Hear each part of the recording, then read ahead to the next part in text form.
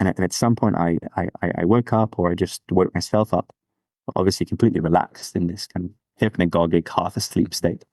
And I somehow pushed my thumb down in a way that was so powerful. I got like a friction burn on my thumb, and it made like a popping sound, like the tension on the cushion. It's like, what on earth just happened? Like the power that I produced from this completely relaxed state. That was Flynn Disney, and you're listening to the Just Fly Performance Podcast.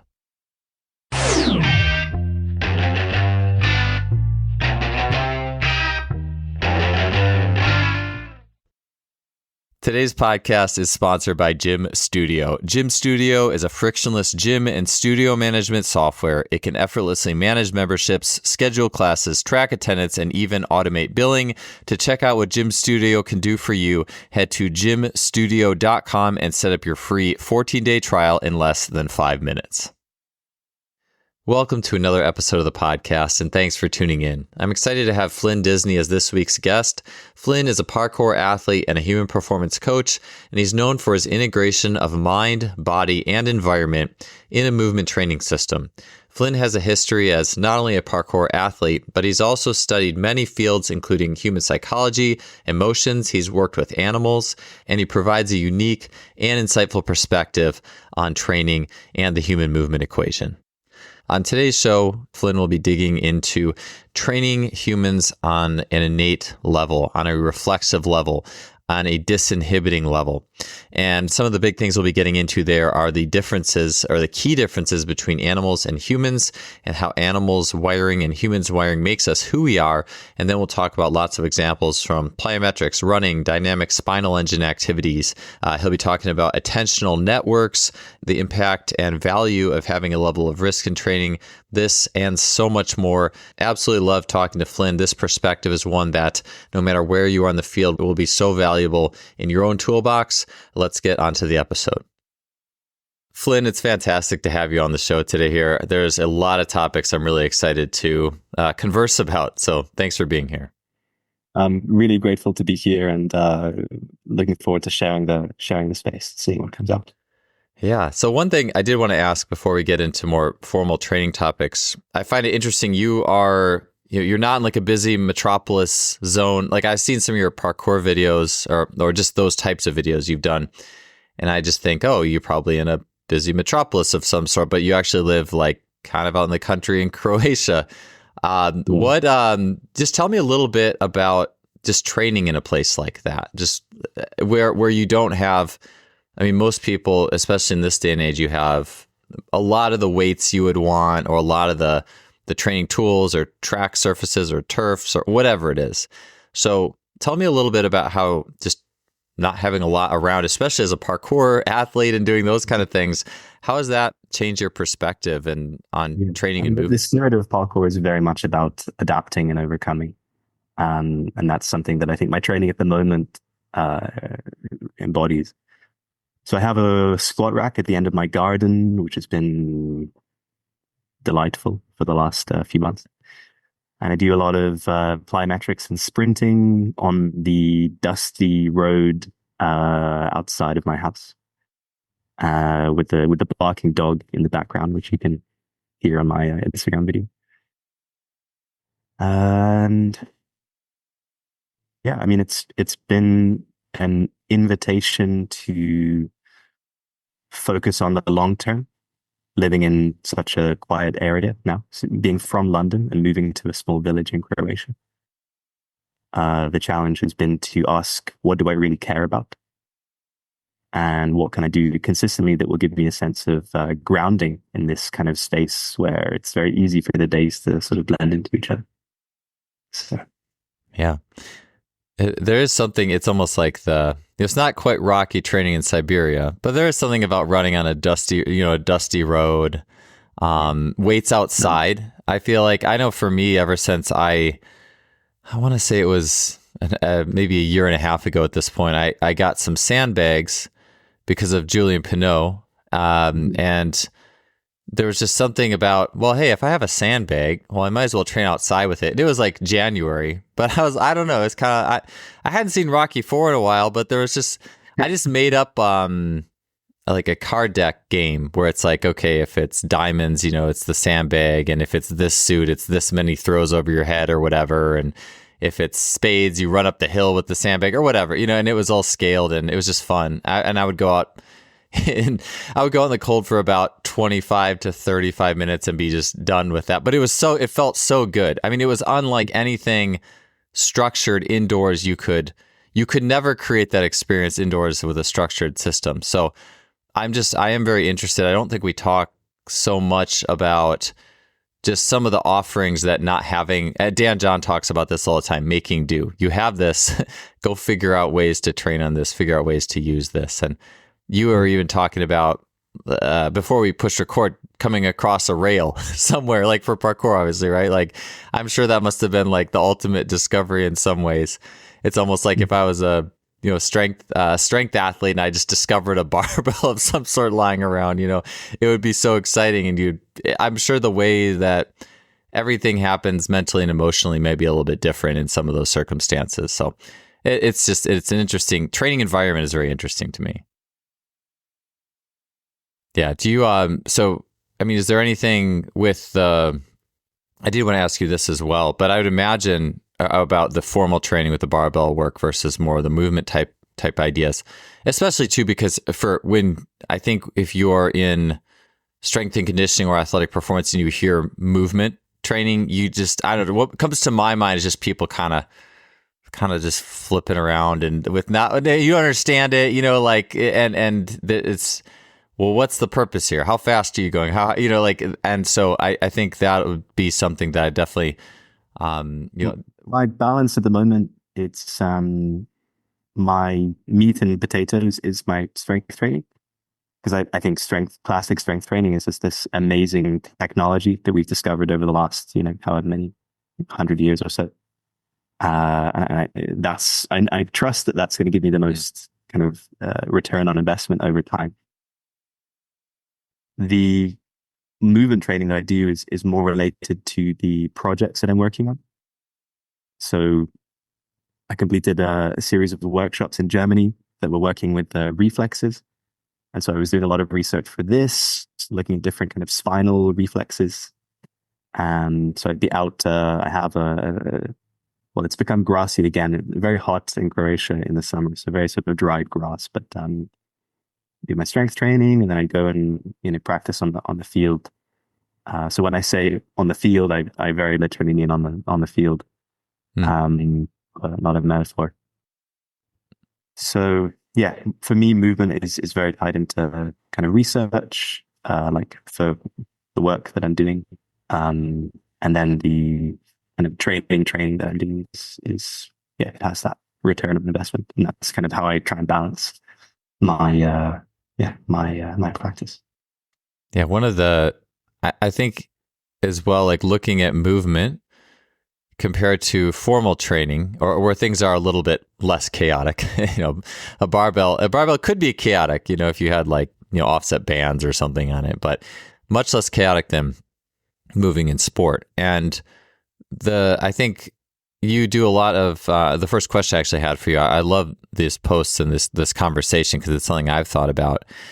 Is if we talk about, well, who's the best athlete in the world, or who are the best athletes outside of like being able to do a lot of things like a quarterback, like Rafe Kelly has talked about. Like if you just want to talk about the best jumpers and sprinters and navigators of terrain, it's animals. Like there was some.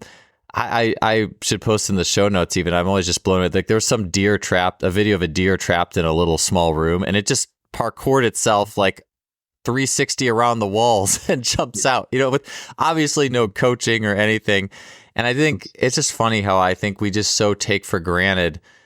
If you just watch animals do that on a semi-regular basis, or even just watch animals move, I think it would totally change the way that we approach our own coaching and skills and problem solving and how we move on the field. So with all that being said, tell me a little bit about your take on movement in the animal kingdom. So why are animals such pure movers, and what has gone wrong with humans?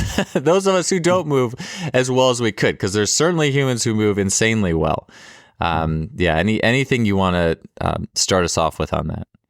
Yeah, I mean, there are three things that jump out at me in this question of what's the difference between human movement and animal movement, because there's obviously something really going on here.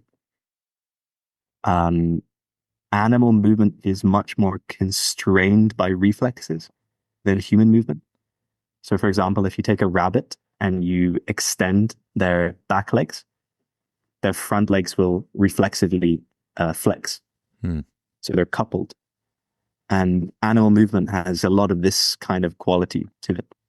So the degrees of freedom that animals generally have are much lower than the degrees of freedom that humans have. So we have many more movement options that we can use. And that's something that gives us, for example, if you watch a high-level dancer moving, they're not only moving with the reflexes, they're moving in very individually articulated ways, moving each vertebrae of the spine kind of up and down, and it just maybe jerking, maybe moving fluidly. You have total kind of control of the body. That's something that you don't see in the animal kingdom. So it can be a positive that animals have this kind of tight reflex constrained type of motor control. Like you mentioned, the deer, like it's just this very basic, like bilateral flexion extension pattern of the front and back legs. And they're just, smashing that like being in a fighter game and you're just spamming kick in a way. It's just a very simple strategy. Obviously, it's more sensitive to the environment and in this sense, but they have this kind of small set of very deep attractors that they're able to use. And humans are a little bit different to this in the sense that we have these deep attractors, we have these reflexes, but we can also voluntarily control our bodies to a much greater extent. So that's one difference. And another difference is that we have this capacity for abstraction. So abstraction means like to carry away. So that's referring to our ability to think about the future or to think about the past and to narrativize. And animals tend to be stuck in the present in a way that we're not. And this question can be debated, like how much are animals thinking about the future? And I've heard some compelling cases that they are, but in some important way, they're much more present than we are. Mm-hmm. So that the information that they're dealing with is information that's directly available to their senses. Whereas human movement, like we're talking about self-consciousness or self-judgment, these are examples of abstract thinking. Because to judge myself or even to conceive of myself, I have to think about my future. I have to think about my past. I can't have a self without having a past, if you see what I mean. So a lot of the default kind of modes of thinking that we have are fundamentally abstract. And this can be very important because movement is particularly, movement in a more dynamic environment is so coordinated by sensation. And by definition, when we're thinking abstractly, we're not with what is immediate. We're not with our sensations. And also related to the reflexes, which we'll probably come back to many times. The reflexes are stimulus dependent. So when we try and make reflexes work without the stimulus that naturally makes them work, they don't work very well. And so the listeners can try, for example, to swallow 3 times in a row, an action that they will have done hundreds of thousands, maybe millions of times, effortlessly when drinking, a beer first thing in the morning, whatever you drink. But when you try and do it consciously without the direct stimulus, it just doesn't really work. So that capacity for abstract thought is something that also separates us from the animal world. And then the last thing for me would be that we have this very unique structure. So we have our head in the clouds, both in the sense of abstraction, but also in the sense of our body is very, very upright. And this has this really curious effect of kind of freeing us from gravity in a way, freeing us from the constraints of gravity, at least in the kind of axial plane. So we have, again, this great freedom of movement, this capacity to rotate, and then, projectiles and everything that comes from that. So for me, those are kind of the 3 main things. It's like we can, and to me, it all kind of boils down to freedom. We have this kind of blank slate-ness to us that the other animals don't. Yeah, and it's mystery, why we are so different. It's a really fascinating thing. But for me, yeah, there's a freedom that humans have that animals don't. Yeah, I think, in some ways, well, I have a couple of thoughts. One was with the reflexes, and just to touch on more of that pure, you could just say speed and power theme that is always, of course, fascinating. And you see, it's just fun too, like, playing catch with a dog or throwing, the dog blows by you. It's just like the sense of awe, like, I will never be as fast as this dog, no matter what, it's just amazing. And granted, it's just like how they're built is completely different, but there's just something to the way animals, like you said, are reflexive. And I spend time with horses once a year. I have some family that has horses, and I'm always just blown away. I would just sit and watch them for an hour, just because I like watching how like their front legs absorb and their rear legs propel, and how they put force in their hooves. And then one of the things I noticed very quickly that was so cool was there's muscles on their back just twitching all over the place. And the owners said, oh yeah, it's because it's reflexes for like the flies and stuff. It just kind of, the muscles squeezing kind of shoos the flies off, basically, or something like that. It's at least something in that ballpark, but it's something that you almost have to see to understand the fullness of what I'm talking about, because you would think, okay, well, muscle twitching on the skin. It's like, no, these are like huge rippling muscles, like just going bam, bam, bam, and like a lightning reflex. I mean, it's like a light switch. Just whatever you talk about, if you talk about oscillating training or trying to like, people on the like, I actually kind of think that maybe the exercise does something. I don't use it, but the one where you're like lying on your back and you're flipping your feet in the bands as fast as you, like, it's like we're trying to be the horse, that just has this thing that's just like, it's unbelievable how powerful, how much muscle gets switched on in the fastest time ever that I think humans couldn't touch. And I guess my mind was like, well, how could we make training more like that? Like, wouldn't that be the goal? Because it's ultimate relaxation first, too, is the thing, too. Yeah. That's a really interesting thing related to the reflexes is also, we tend to think about anticipation as something that's related more to the mental state. So if I'm anticipating something to happen and then something else happens, maybe I'm not ready for it. So for example, the horse is not anticipating the flight. Yeah. It's directly sensing it. And then the muscles just, react, and that whole loop is closed within half a millisecond or less. If the horse was, sort of distracted or maybe it was, depressed, because horses, of course, get depressed, but that might affect where it is and the kind of information processing that it's doing. So it's just to say that that state of relaxation that you're kind of alluding to there was also very related to the reflexes. Animals also, that would be another kind of major difference, is that animals tend towards a very relaxed state. Animals rest very, very often. This is a huge psychological thing. Like, for example, relaxation therapies are one of the most effective therapies that you can do for treating anxiety. It's just taking time to relax, whether it's like 20 minutes, half an hour in a day, 10 minutes even, is so profound psychologically. And this is something that, I mean, if you have a cat, you have a dog, you have a horse, you have a lion, you have a zebra, most of the time they're just hanging out.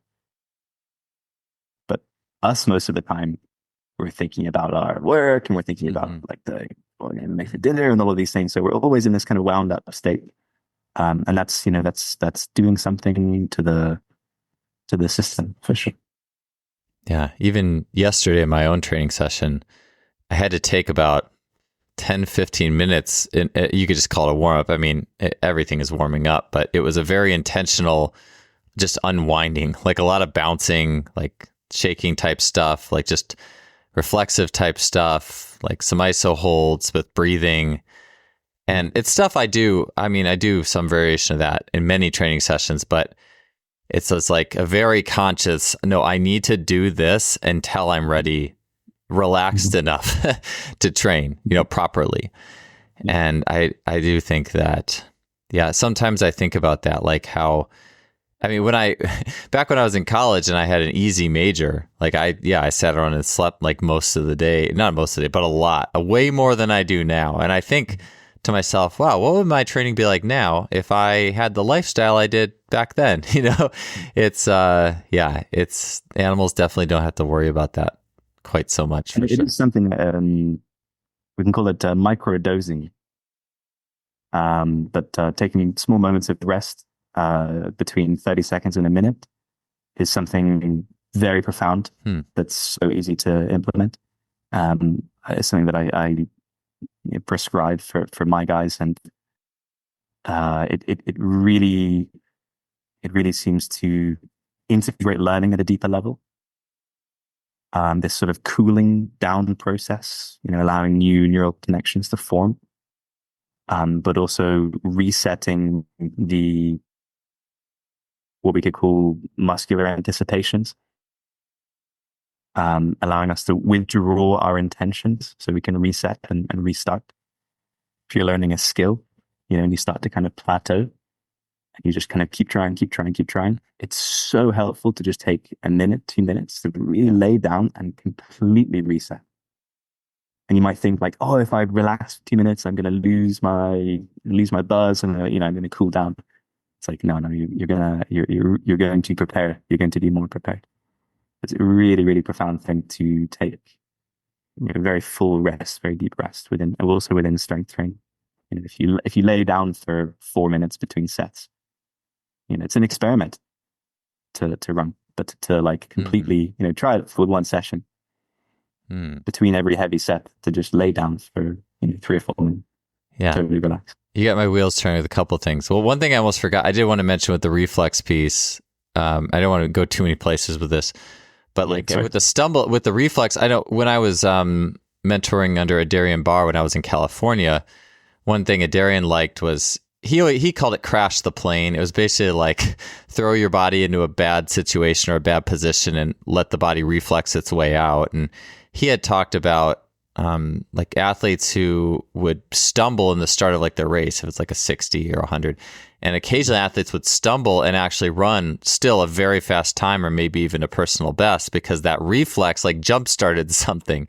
And so there was one day I remember he was like trying to get us to intentionally stumble out of the start. But I mean, it's such a, I mean, I think there's a lot of valuable practice in that. I almost kind of thinking this is the way my brain works. Now I'm thinking, what if I use that as a warm up? You just stumble a bunch of times as the warm up, to make your body more reflexive and in all different ways, and then go sprint, and see what happens there. Like this. In the context of parkour acrobatics, there's also a self-trust that can kind of only be developed by experiencing what you're describing. I'm going to put my body into a situation and allow it to do its thing. The thing that it's been evolving to do for millions and millions of years, which is to recover, which is to save itself. Yeah. That kind of self-trust of I'm going to take a step, or I'm going to roll, or I'm going to, this is such a valuable like insight, because then you can start actually putting yourself into situations that are not completely predictable. And you're just going to start trusting that you can recover.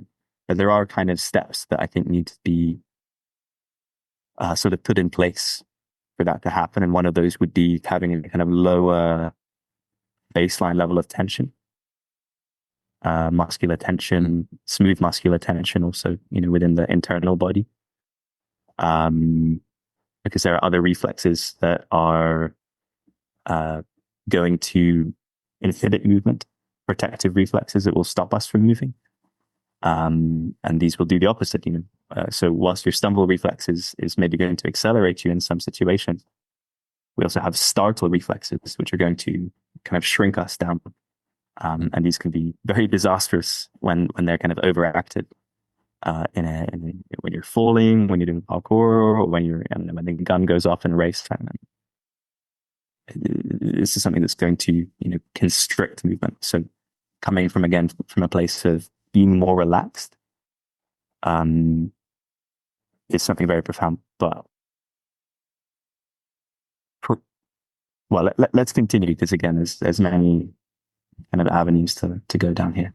Yeah, without question. I wanted to get in attentional networks as well, but you It's funny because now I'm thinking back to all this stuff that Darian had us do. It was that no one would talk about, but it was interesting. Like there was one day he was talking about like calf or Achilles pumps where you like just like jump, but intentionally like pump your heel down an extra time when it wouldn't make sense to do it. And I still don't even understand exactly what the reasoning was. But I know when I did that when I was jumping, on the day compared to my baseline, I jumped about a half inch higher. And I was like, I didn't know why it was working, but I think it was just like that reflex thing. Like it just made whatever I was doing a little bit more reflexive, you know? I had an interesting experience the other night, actually. I was half asleep, just dozing off. And I had my thumb kind of wrapped around a nearby pillow. And at some point, I woke up, or I just woke myself up, obviously completely relaxed in this kind of hypnagogic half asleep state. And I somehow pushed my thumb down in a way that was so powerful. I got like a friction burn on my thumb, and it made like a popping sound, like the tension on the cushion.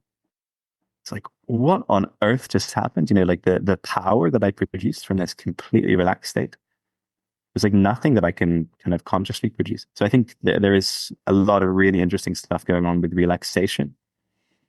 And I think if we all took more time to deeply relax, and there are practices we can do, there are things that we can actually improve at, you know, over time in terms of reducing this kind of baseline tension. But I think it's such a profoundly interesting thing in terms of becoming more present. Because again, like, as I was sort of alluding to, if we're very tense, we can also interpret that as we're not being present, because that tension is related to something that's happened in the past. Yeah.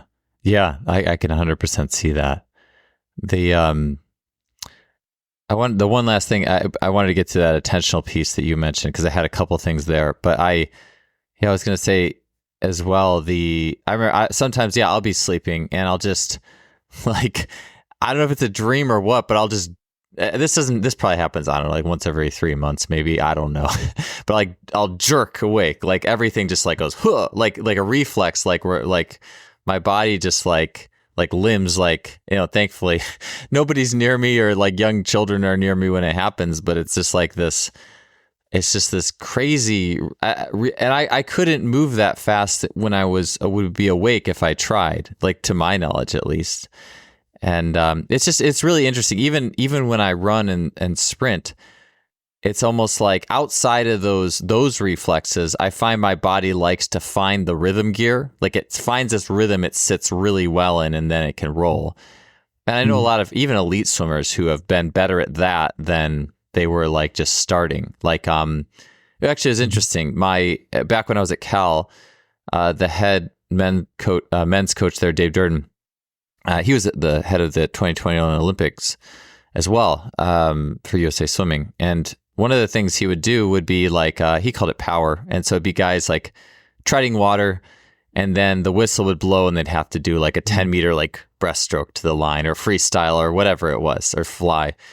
And they would just do, so it's basically you're kind of chilling, you're kind of relaxed, treading water, and then go. And the funny thing is some of the fastest swimmers were actually not the best at that. Like the people who were like water polo background were actually the best at that type of thing. But it's, and one of the best swimmers we had who eventually set the world record in the 100 back, he always said I'm more of a rhythm guy. Like, and so it just kind of makes me think about sport versus what we often look at as training. And then how do these going from a kind of semi-relaxed state to bam, you know, like, and I know for me, I this is just me thinking to myself here too, like that if I could take that jump out of bed, like power out of a start, that's the one piece of the whole equation that I would need the most. Because once I get in the rhythm of things, my body operates pretty well. But it's it's just interesting to think about. So, but I know coaches have been talking about, you know, the relax muscle, contract muscle, plyometrics. You know, we do all these things. I mean, is that something you ever consider in the midst of what you would call your formal plyometric training? Because I know you do a lot of the hops and the, like the upper body, like quick twitch with the hands, those types of things.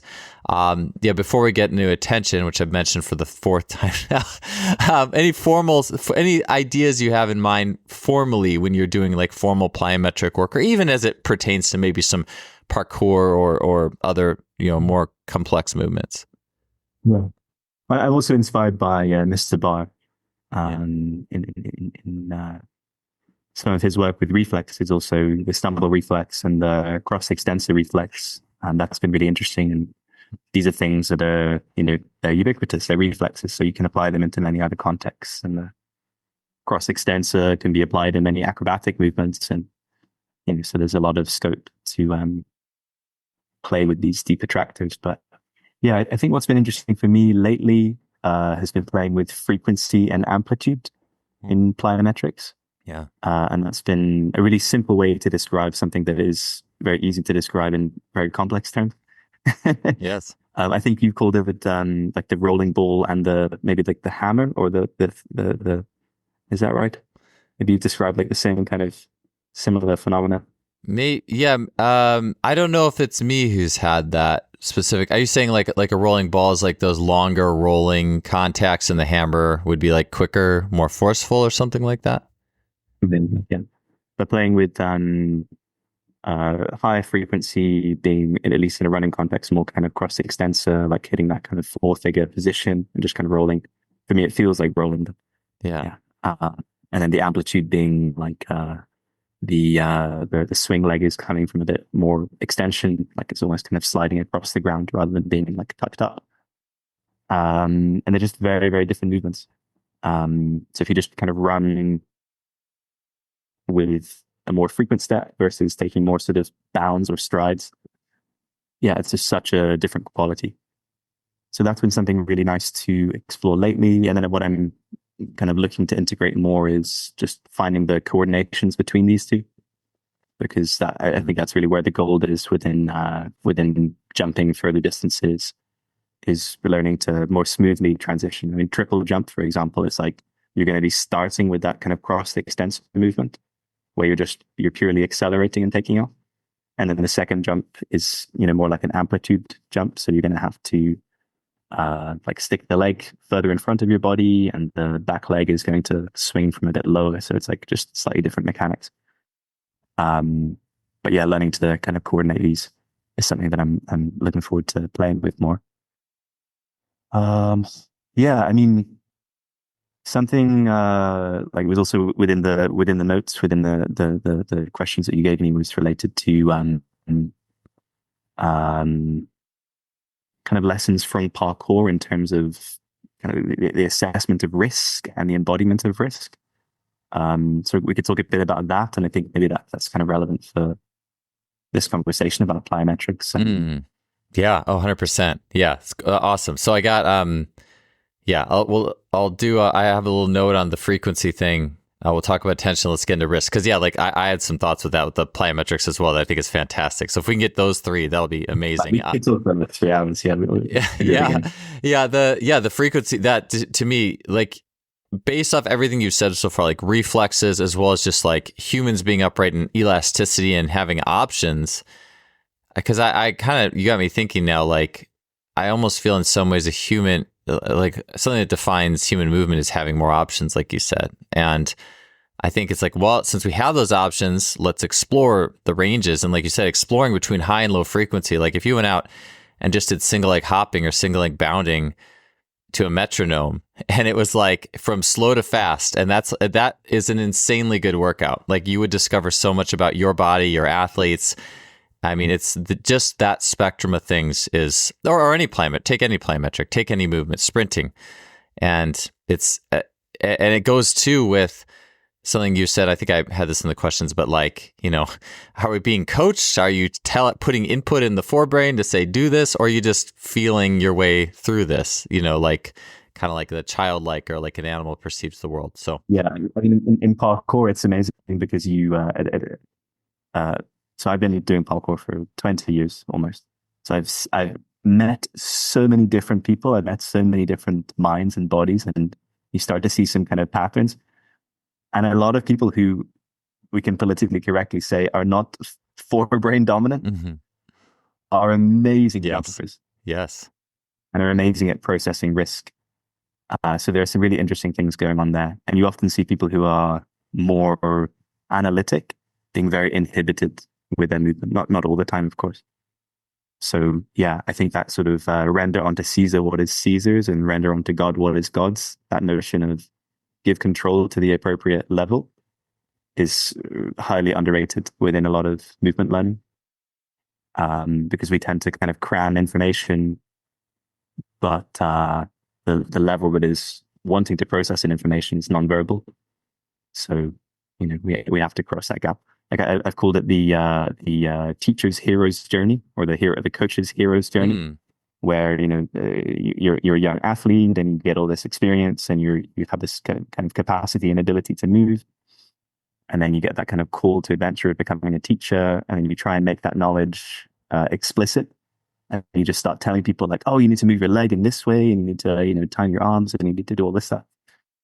And that's kind of the underworld, because it's like you're not actually succeeding there. Like that's the real challenge is actually communicating your implicit knowledge directly to the implicit knowledge of another person.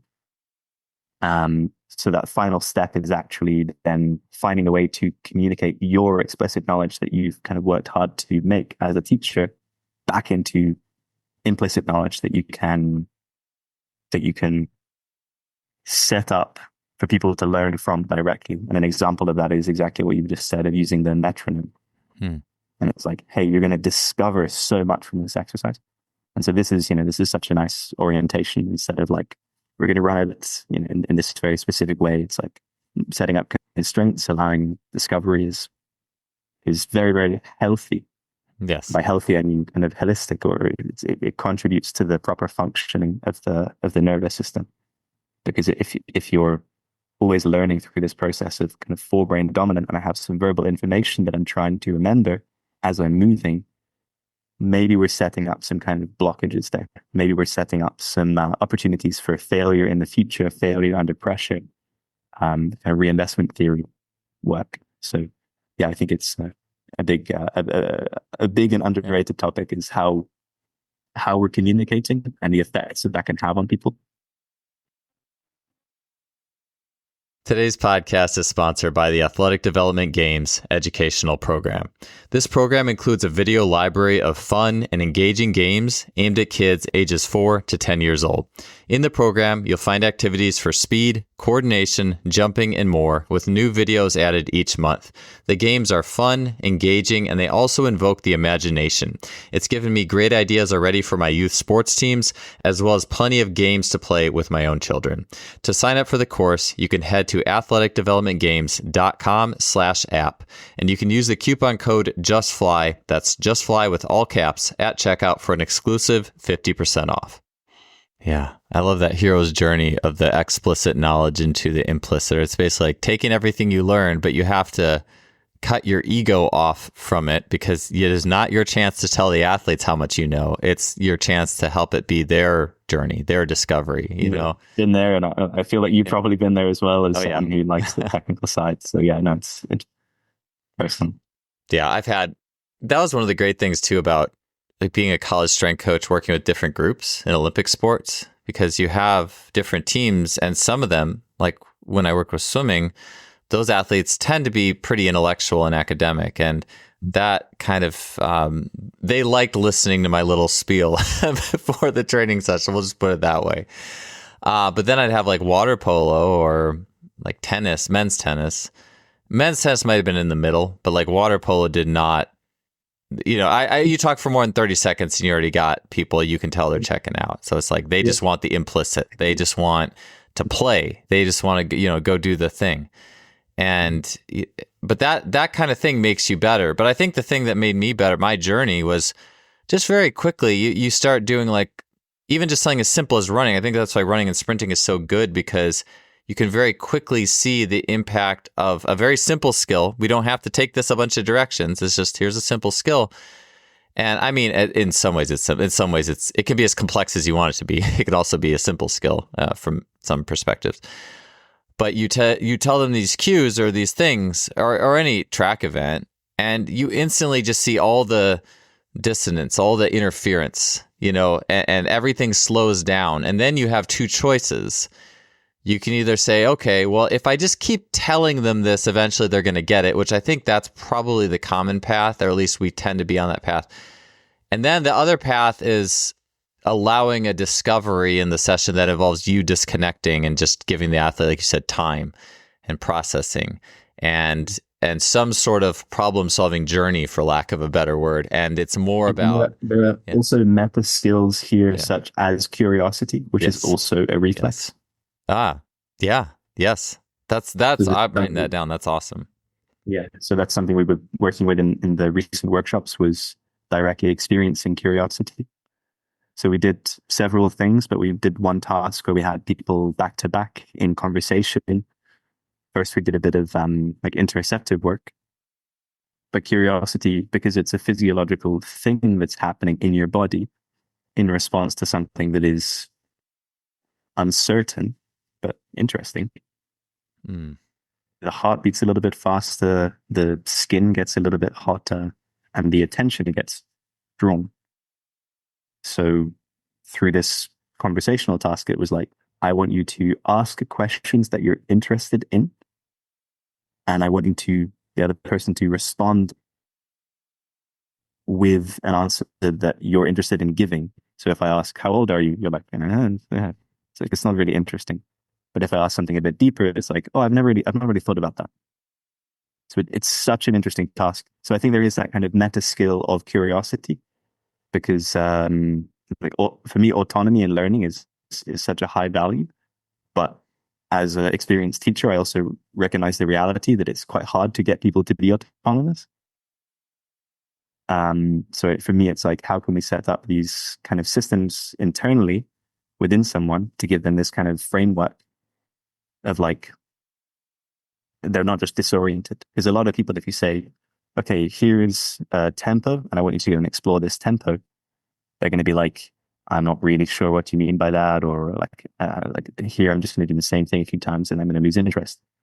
But if we can find ways to generate, to sensitize to curiosity, then they have this kind of internal navigation system.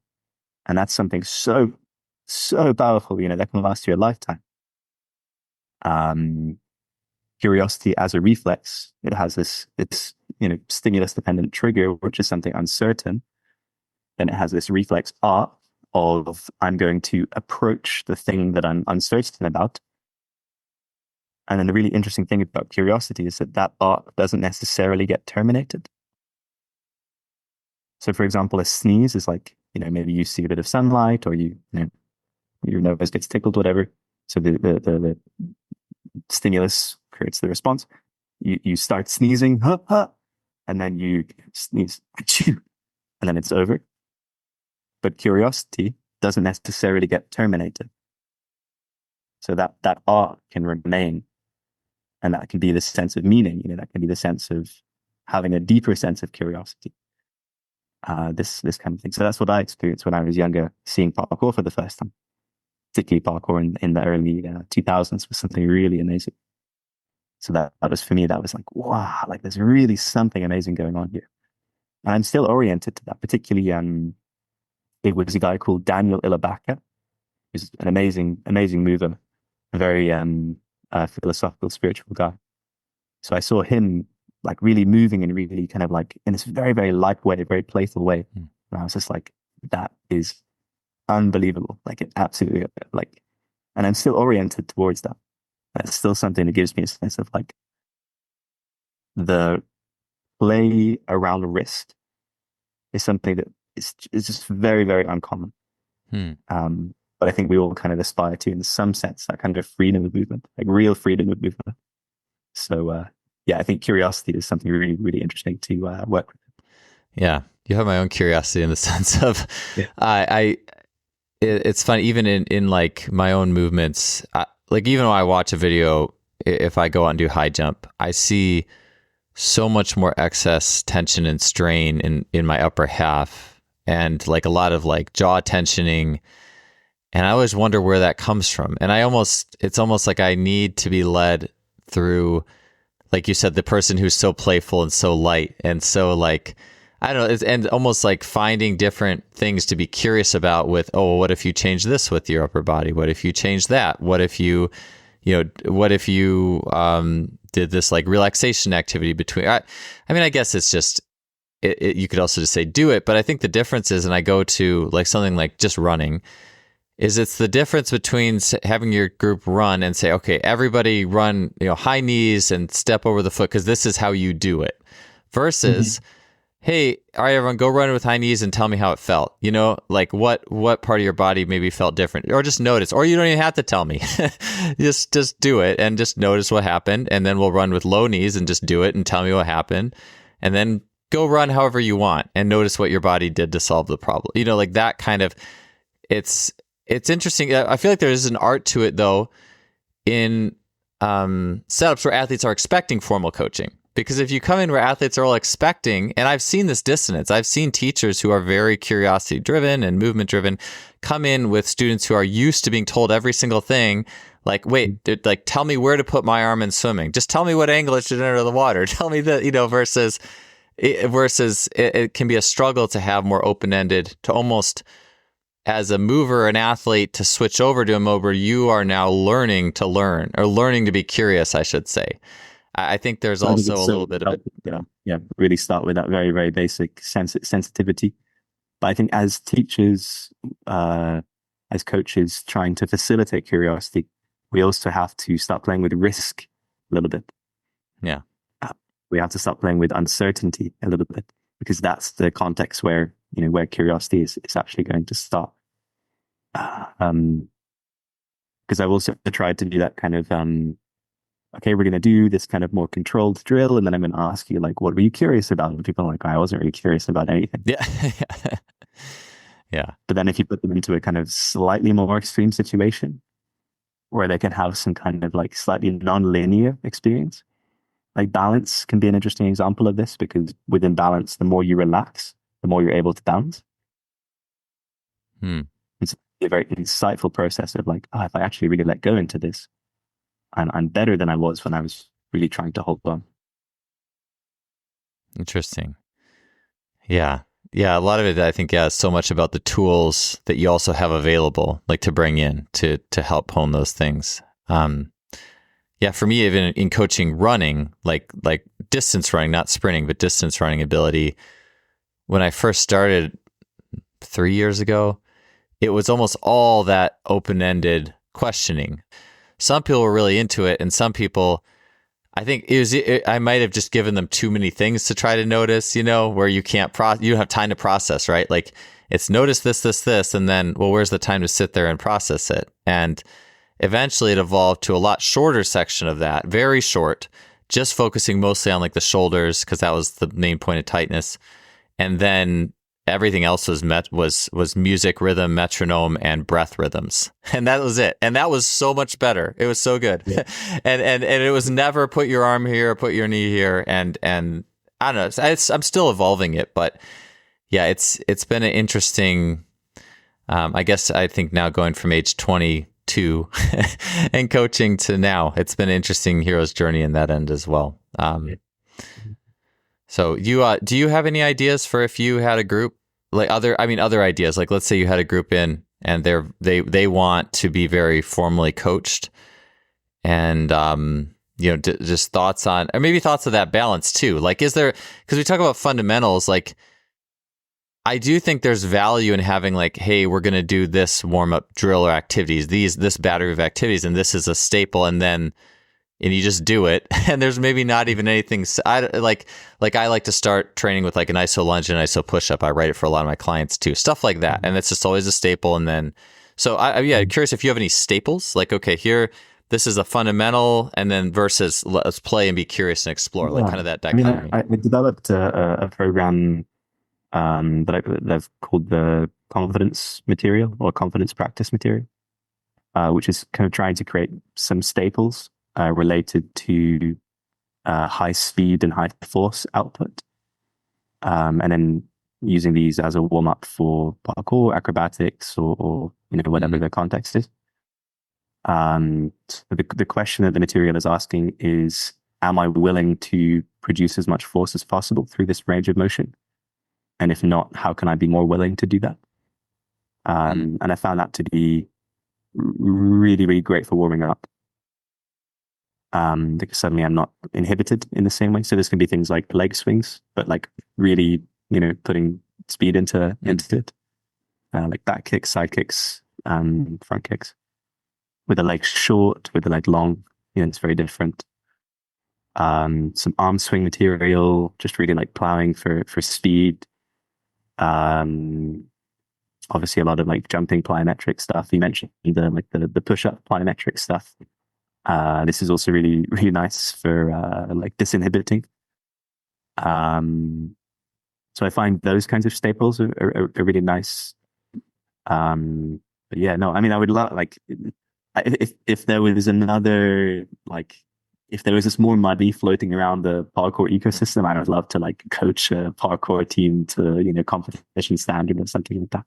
But it's just not that sport. There's not that much money in it, which is why I've also sort of separated from it a bit because I know that it's not going to fund my life, fund my support my family through parkour. It's not going to happen.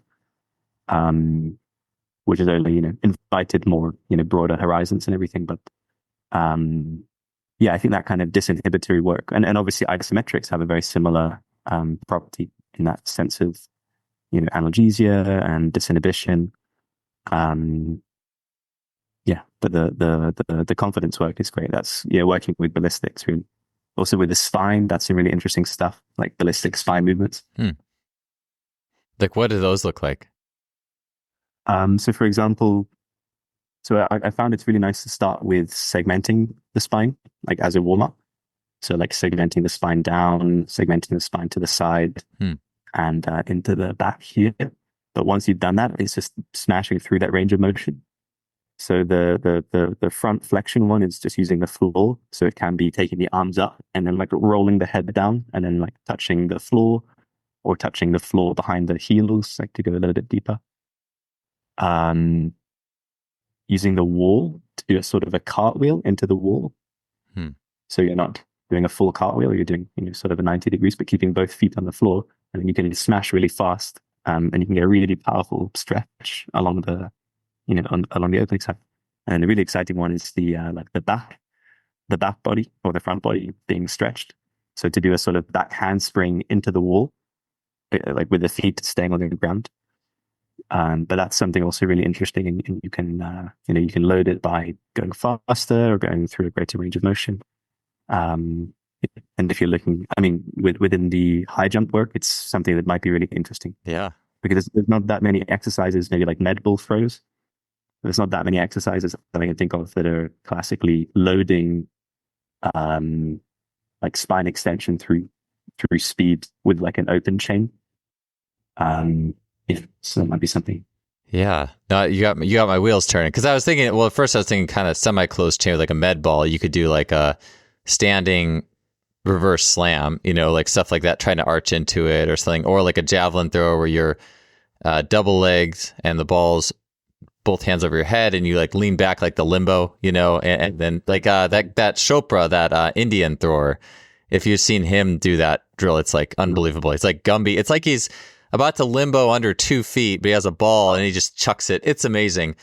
You're actually getting me to think back when I was in high school. I was on a little breakdancing kick, and I like doing like the worm, and then the no-handed worm was like I got to the no-handed worm, but I mean it's kind of like the same thing. It's like I like spinal rolls and spinal rotations, but after like a year of doing spinal rolls and spinal rotations, it's like, what am I still getting out of this? Obviously something. It's good to kind of grease the groove or kind of get it moving, but it does make sense that there's situations where you can certainly get a little more creative. But at the same time, if I'm training a high school team, it's like, all right, now we're going to do the worm. Like, I don't know if that's going to be like necessarily something that's you can say is relevant, but maybe there's other like more, just more training-esque type things they could do. Or I'm sure some of the kids would love to do the worm though. Spinal segmenting exercise. Yeah. I think it's really, really nice.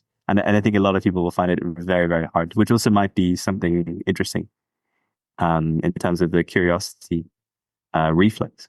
It's like Jimbo over here is able to do this beautiful worm, and I'm just smashing my face straight into the ground, like what was going on. And if you have the emotional tolerance to, not just kind of immediately avoid that situation, that can also be something really interesting. Which is, I think that's also just on a quick side note there. Within the curiosity conversation, I think uh, the ability to experience strong emotions without trying to leave in some sense, whether through physically leaving or dissociation, is also a very, very powerful tool in psychological development, psychological growth, physical development. Stress is such a powerful learning tool, but it's usually just at that moment of I'm a little bit too stressed. That's when we tend to leave. But yeah, yeah. So I think that the worm, it's a very humbling move. It is. For me, it's like anything back. I could always do that stuff fine. Anything like I always wanted to do a back handspring. I would see I don't know if you've seen the video. I've posted it before. It's like all these guys who are, I think it was Team Flight Brothers, a slam dunk trick artists back in the 2000s, the OOs. And they're after a show, they just all did a bunch of cartwheels and round offs and flips. And probably all self-taught. I would imagine all self-taught. It kind of reminds me of what you were saying earlier, like people who just move. Like they just move. They're not like overly intellectualizing and breaking down exactly what they're doing. But it's like that ability to do that, I think there's something that it's almost more global with those athletes. You can dunk and jump and twist and spin. And you can also do backflips and around. And for some reason, I could never get to that point where I could do something always went wrong in the round off process or whatever. I could do backflips in the pool just fine, but that was the thing that I was like, man, if I could just do that, maybe I could have just done that 360 dunk off 2 feet or something. But it's cool to see them do that. I'm always blown away. Yeah. I think one other thing with the reflex work is the eyes. Coordinating movement through the eyes is just huge. Because the eyes are sort of in between the inside and the outside. Yeah. So if we're really looking at something and we're directing movement towards something in the environment, but kind of fixing the gaze, the movement really changes.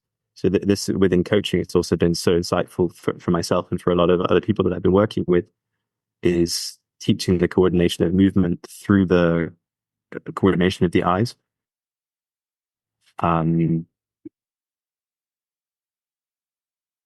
Yeah, so within that, 360 dunk, like this kind of stuff, it's like because there's such an obvious thing to coordinate towards. It's also very interesting, and like if you're getting too wrapped up in your body, like there's a great reality check there, I feel. And parkour can be like that as well, because if you're focusing internally a lot and you have to run at a rail and like jump over the rail with your hands, it's like you really want to be focusing on the rail and not on what your body is doing so much.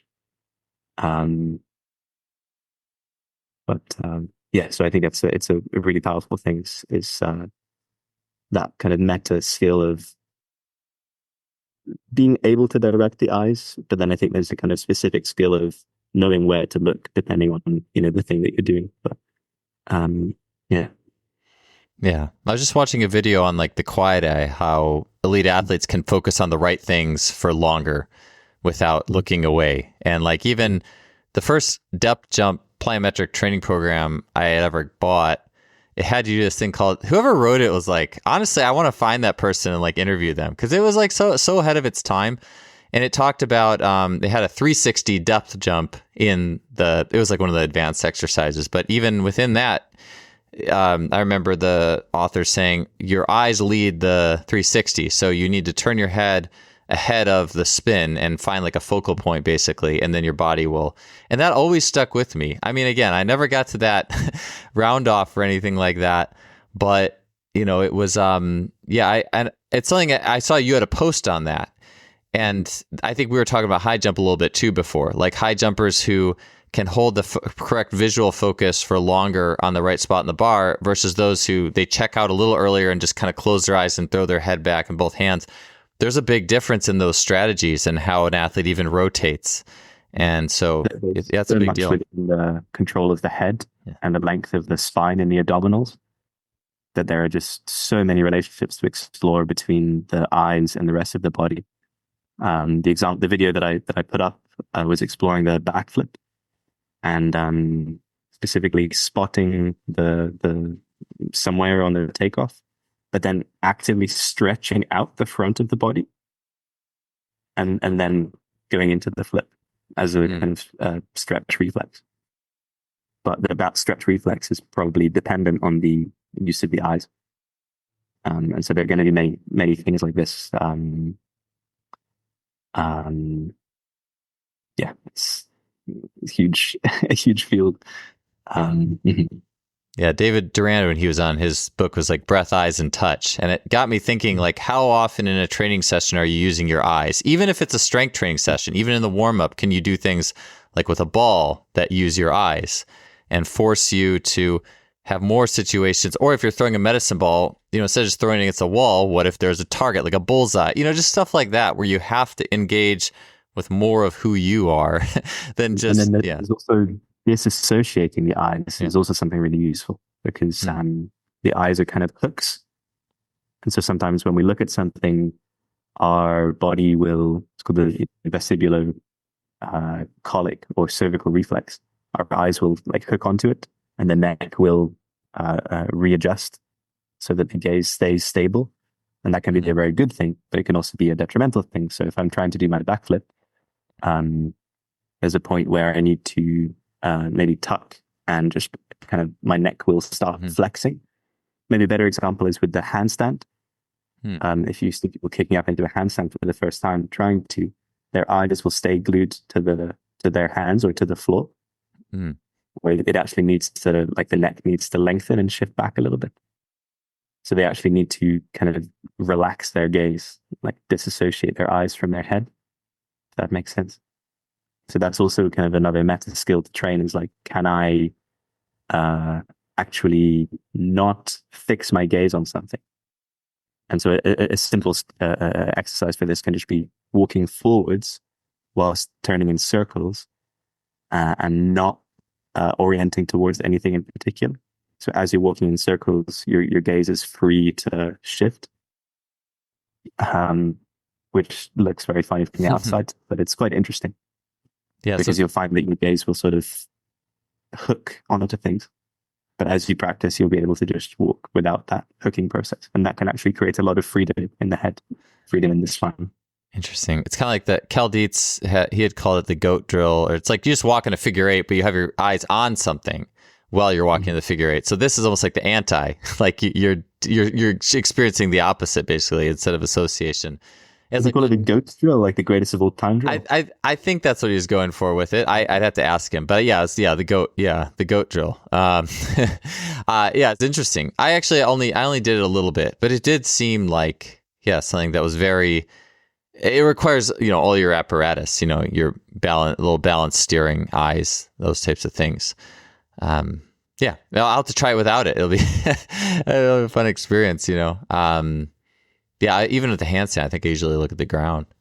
Anyways, I want to get, I know we don't have too much time. I want to get to these. Okay. So you said, you talked about like the default mode network, I believe, and you were talking about in between sets, because this is something I've been thinking about a lot. I know for me, I have a tendency, like, especially when I'm coaching, like, and I see this, especially when I'm coaching like youth soccer, but anything really, like I love to play. I love to keep things moving.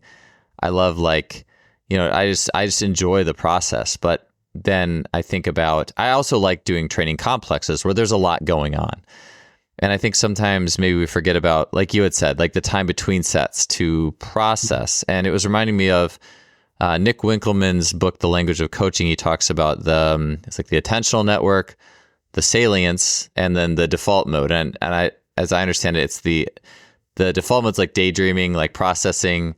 And then attention is like here and now, like a childlike state. And I think salience like switches you back and forth. Pay attention to this, don't pay attention to that. But humans, like we live in more of maybe one difference is we live in the default mode too much, when we should be more in that pure present moment.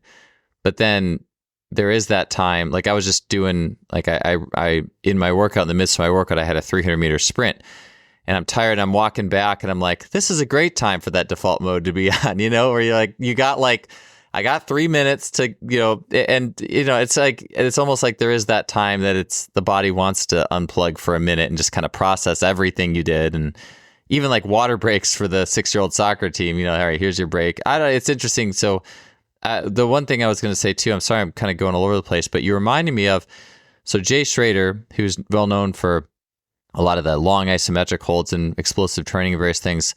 I think one of the lesser known things that he had his athletes do was called stand at attention. And Dan Fichter had talked about this. And it was basically like, you just stand there, like it's like a military stance and just look at the wall or something. And I remember having athletes do that between sets sometimes back when I was at Cal. And I think I only did it for a year because I don't think I had the feedback loops to really see what it was doing, but it did seem to honestly go over pretty well because it brought a unique attention to the session.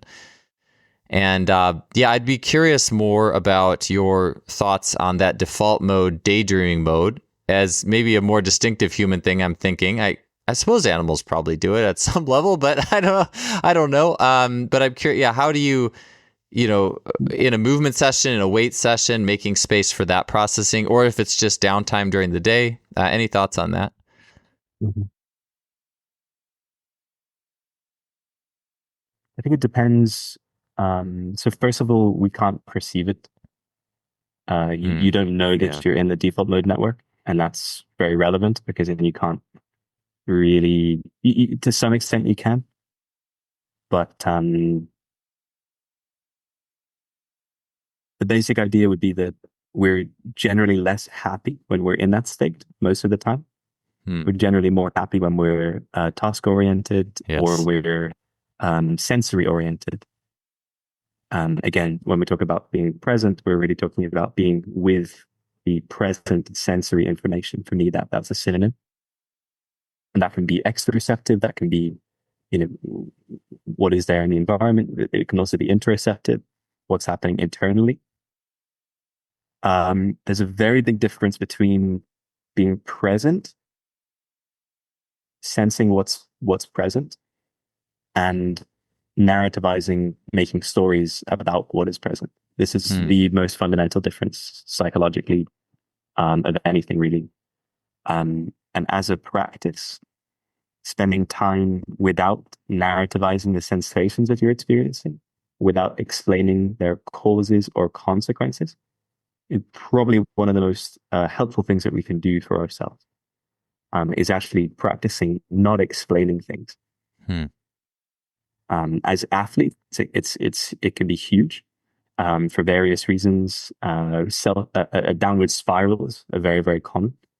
So when we start explaining that our performance is not good and it's because of this, we're actually shutting down a lot of things that could change.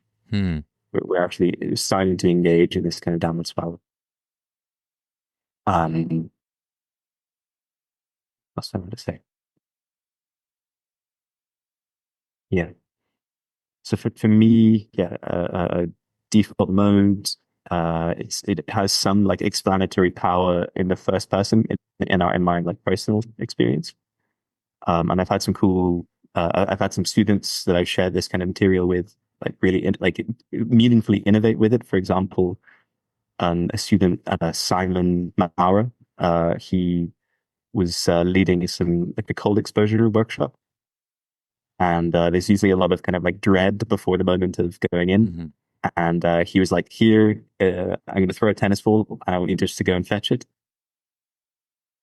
So that switched the sort of standard default mode, which is more like ruminatory. Maybe it's more like I'm imagining and anticipating what's going to happen. And instead it was like, I'm going to go get that tennis ball past positive network, which would be, I'm just going to go out there and I'm going to collect it. And this kind of thing really changes that experience.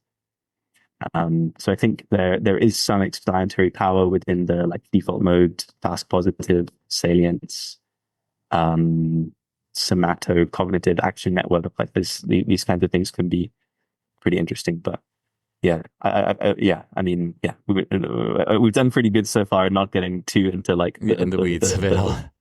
Jargons and Yeah, it makes sense. I was thinking about like, hey, chase a tennis ball into this cold pool. Like if you change the way because I was just ruminating about getting in the cold tub. I don't want to do this. This sucks. And then all of a sudden it's a shock to the system. Like it's a lot more. I would much rather have it be, or even like think about getting a shot at the doctor, right? Like if your kids are getting a shot at the doctor and they're thinking about it and they're like, I don't want to get it. And they're all crying versus what if they just showed up and it's just bam, you got a jab. I don't know. It'd probably be more traumatic on the level for them, but at least their overall day would probably be a little bit better. I don't know. There's a lot to play with there. Yeah. Yeah. I mean, what just comes to mind for me, I mean, I'll run into this sometime in the next few years with my son, but like, what if we say, this is what we're here to do? Yeah. And we make that very clear as like, this is the task. And there are some interesting parameters to play with there.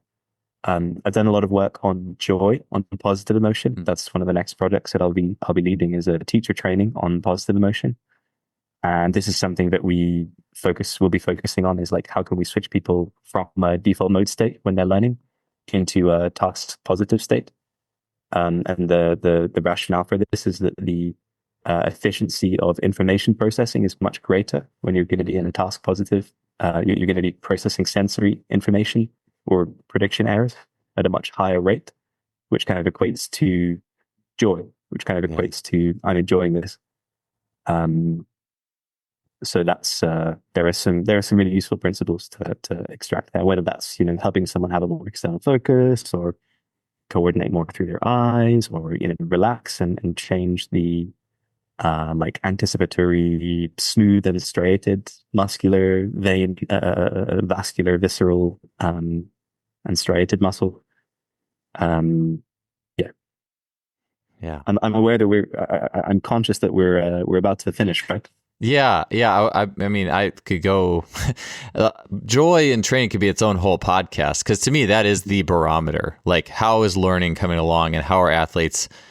I mean, this is all why we're here. Ultimately, yes, we want to do good, but the more you enjoy this, fundamentally, the better you're also going to do. And it's huge. I do want to. You mentioned risk. I do want to touch on that. Maybe we can get into risk and plyos real quick because I think that's such a cool topic. Just very quick lead in. You can go wherever you want. Probably got 5 minutes left, but like, I love putting like even in a formal training setting. I just love like putting like the jump boxes like 12, 18 inches out at random spacings and just have athletes just even if they don't know how to bound, they'll figure it out because it's a task. It's not like, hey, you're gonna bound like this today. It's like, nah, just go jump over the boxes, and there's a little bit of risk. And I feel like that it's not crazy. Like they're probably going to make it.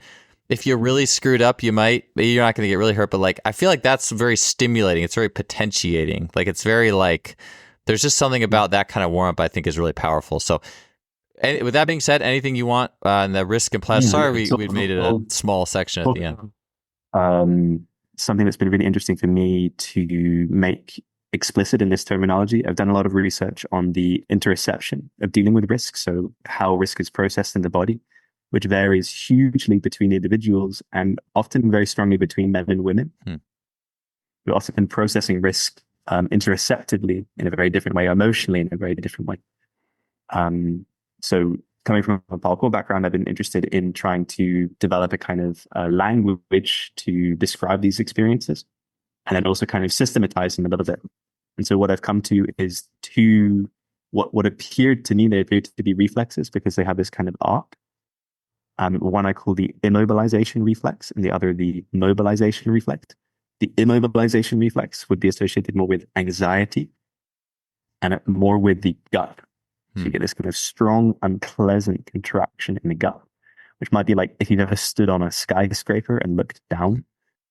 There's a sensation there where it's like, I don't know what would happen if I fell, but I know that it would be really bad. I call it unimaginable uncertainty. On the other hand, and this has this association of stop, don't go. On the other hand, we have this mobilization reflex, which is more associated with the heart beating faster. When we have a specific threat and imaginable uncertainty, we have a reason to mobilize. We have like, oh, there's a bear over there. I need to get out of here, for example. I can perfectly well imagine what's going to happen there. But what's more interesting, what's more relevant for parkour, for athletics, would be let's find a challenge that is uncertain, that it's imaginable, And then let's experience this surge of energy that comes through the body. And then what's really interesting, and this is a common theme across not all but many reflexes, is that when a reflex arc is successfully terminated or fully terminated, it feels very satisfying. A good sneeze is very, very satisfying. Hmm. A full orgasm is very, very satisfying. And when you complete this mobilization reflex, which you do by moving towards the thing that is triggering it, it's very satisfying. It feels very good. On the other hand, when you move away from it, when you retreat, when you don't do the thing, it feels very dissatisfying. And that's not a bad thing necessarily, because it can actually energize you. It can actually, I've had some very interesting experiences immediately after not doing something. And I felt this kind of surge of energy in my body the day after, and it drove me into training, and it made me, I felt great afterwards. So it's not just, so clear cut, satisfying good, unsatisfying bad. But it is to say that there is this kind of structure of, if I experience something that's kind of possible, but not completely imaginable, I might get this kind of shot, like wave of energy, surge of energy through my body. And I can actually use that in different ways. And it will make me more focused. And that's in itself a very, very interesting thing, what exactly that means. But it means I can pay more attention to the salient information, to the relevant information. So it means I'm going to be more accurate. It would give me more power. So I'll be able to jump further or run faster, all of these sorts of things. It's a little kind of Super Saiyan boost. So it's really, really interesting. Whilst I was in Germany, I was able to teach several workshops in emphasizing this kind of difference, and also taking some time to go over the experience myself, which is always very important. And then one last thing I'll say there, you can directly experience this right now. Do we have time for a very quick? It'll be like 2 minutes. We have, if you can do it, we can do it. We'll do it. We'll get it done here. Okay, I'm going to do this very quickly, but maybe you can take it a bit more time for yourself. Sure. If you imagine that you're standing on a diving board over the sea, and the very first level, you walk out, and the diving board is 3 meters. And if you really take time to imagine standing at the edge of that diving board and looking down at the water, and see how that would feel to jump, and see how your body responds. Really take a moment for that. And then do the same thing. You go back, you go up the ladder, and you go up to let's say 6 meters. 6 meters. And again, you walk out to the edge, you look down, and really try to imagine how high 6 meters is. And look down, and you see, you smell, you really get the sense of how high it is. Really, really visualize it. And then imagine jumping and imagine how that would feel within your body. And then do the same thing, but go all the way up to the 10-meter ladder. So all the way up to the 10-meter diving board. Look down from there, and then again ask that question, how would that feel to jump? And if you really take time to do this, like obviously we're rushing through it now for the sake of time, but if you really take time to do this, you can actually map that transition. 3 meters for most people feels sort of exciting, but possible. But for many people, when they get to 10 meters, it really starts moving down towards this immobilization kind of thing. But then the interesting thing there is that if you spend more time doing 3 meters, 3 meters, 3 meters, sometimes at 6 meters, 6 meters, 6 meters, you gain that information, you get back to the 10 meters, and suddenly you're mobilized.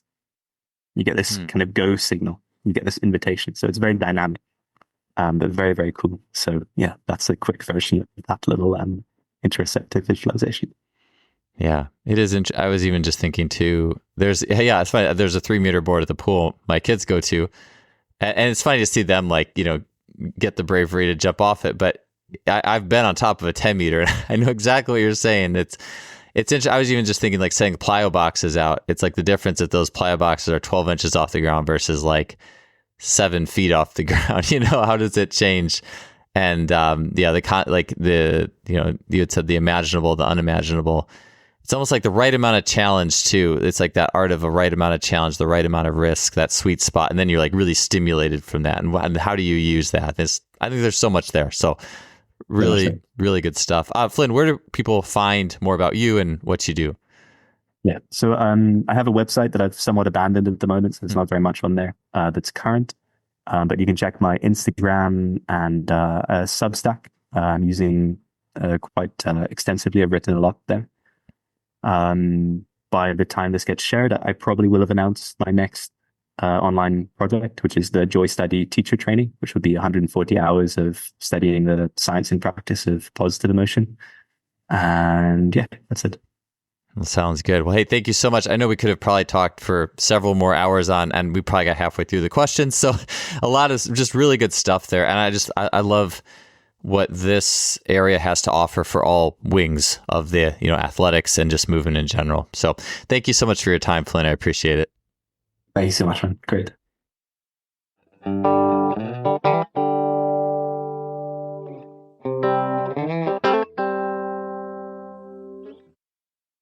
Thanks for tuning in to another podcast. Appreciate you being here, and I'll see you next week.